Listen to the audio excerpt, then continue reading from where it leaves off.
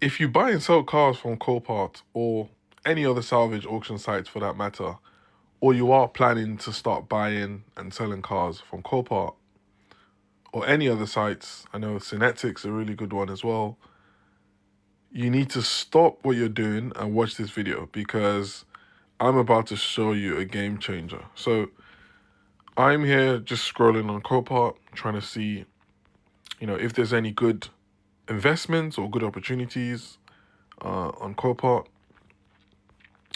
And everyone has their strategy, which is the main thing. But, typically you have to, if you want to make sure that you're not going to lose a lot of money on cars you bought on Copart, there is a lot of things you have to do before you buy. In my experience, and I've been buying and selling cars for a good amount of time. I've been buying and selling cars from Copart over the past couple of years, and I can tell you that the outcome of your purchase is determined before you actually buy. So here I'm just scrolling on Copart, see if there's any good investments. 2018 Mercedes. What's a really popular car? Fords are really popular. Okay. Well, let's look at this 2019 Ford Fiesta. I mean, they're very popular cars and people seem to love them. So I've come across this car now and, typically I'd want to, go ahead and place a bid on this car because, it doesn't look too bad, right? I'm probably thinking there's money in it.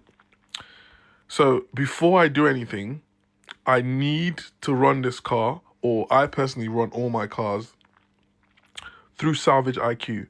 Salvage IQ is the smartest pre-bid intelligence for salvage auction cars. And I'll show you that in a second. So I'll just go ahead and as simple as just copying the link to this listing. And I'll just get the reg for this car. And I'll go on salvageiq.co.uk. This is the website, but I'm currently logged in. So I'll just go into my account and go to a new analysis. So go ahead and paste the link in here. And I just need to grab my reg, EW19XLA, EW19XLA. And so it's going to actually automatically pull all the vehicle data from the auction. So you can see it's auto-populated all the fields. I don't need to do anything, even notice the auction date and everything. Even more impressively, it's populated all the auction images for me, and it actually gives me the opportunity to, change the images. If I think there's some other images that are more relevant for this analysis, I can pick them. I can also add my own photos. If I have the car physically in front of me, I can take my photos and add. And this is because it uses AI to actually do analysis of the images. So once I'm happy, I'll go ahead and continue. This is this to me changed the game, right? Because everybody has different expectations of what they're trying to achieve when they buy a car. So here you can really define your own expectations. So how do you sell? Are you a dealership or do you sell from your driveway? I just sell cars from my driveway. I don't have enough money to start a dealership yet. But hopefully with all the insights that, Salvage IQ gives me over the next couple of cars, I might be able to start making, decent amount of profit. So I'm a private seller. Who's doing the repairs? Again, this is because the algorithm he uses and the AI and the proprietary formulas need to understand kind of how to do the cost analysis. So I'm gonna say I'm gonna pay a professional, and here it starts to even tell you to enter the information around how much the transport for the car is gonna cost, a storage buffer. I'm just gonna leave all of these as defaults. This is really important because this is where you need to be realistic and say how much you want to earn from the car. So I'm going to say, for this investment to be worth it for me, I want to make £1,200 on this car. And what's my past strategy? So where am I buying my parts from? So I'll just say I'm using a mixed strategy. Go ahead and it will show me a summary, and then I can go ahead and submit. Now, it takes a few minutes because, it's going to run some deep analysis based on looking at all the market data available for this car, all the images. It's going to use AI to do some predictions and eventually tell you what your maximum bid should be. But it also supports it with the loads of like summaries, analysis on the car, all that kind of information. So even if it takes 5 minutes, compare how much headache a bad investment is going to give you versus, let's say, 5 minutes, or even if it took 10 minutes. To me, that's a no-brainer. So we'll just give it some time and it's going to do its thing and it'll spit out the final value for us.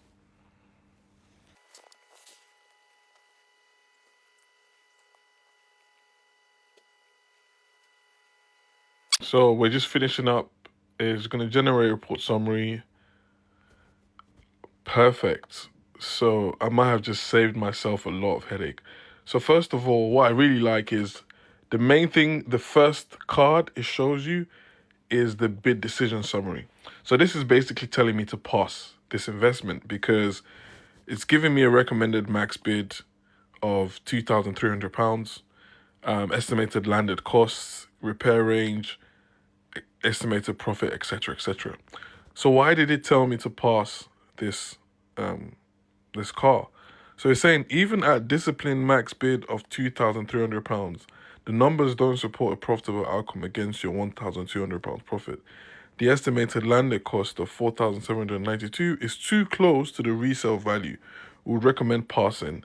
And it gives me a lot more detailed summary, which I can read through. But here's what's really interesting, right? It kind of goes through a damage analysis. You can see like a very detailed damage analysis of the car. Obviously, this is AI generated as well.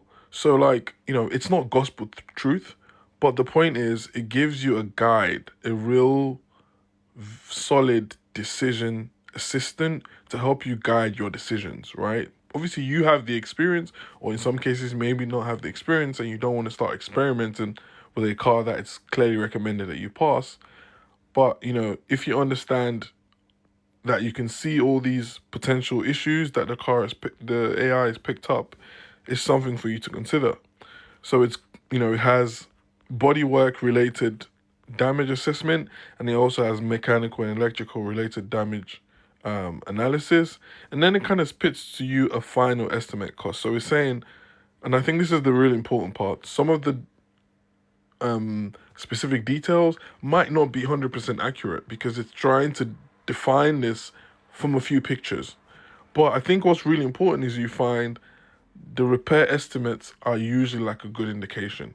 So it's saying this car is going to cost you around £1,359 to fix.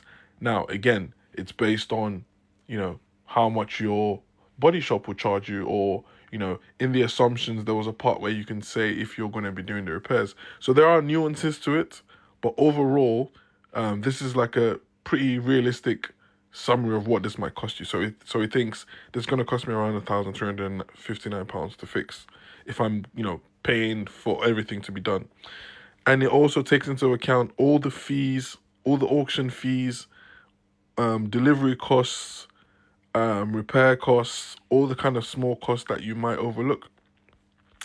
And this is really important as well. So you can see here that it actually knows what the predicted price, what this car will sell for at auction, which is why it kind of told you that because of that max bid, it's going to be pointless because you're probably not going to get the car at a lower price. And that's true because if you saw in the auction, we're already at £1,350. And, I'm recording this on the 2nd of June. The auction's tomorrow. So, it's going to go for more than this.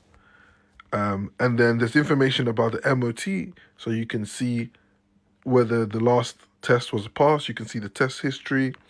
And you can see whether this has advisories.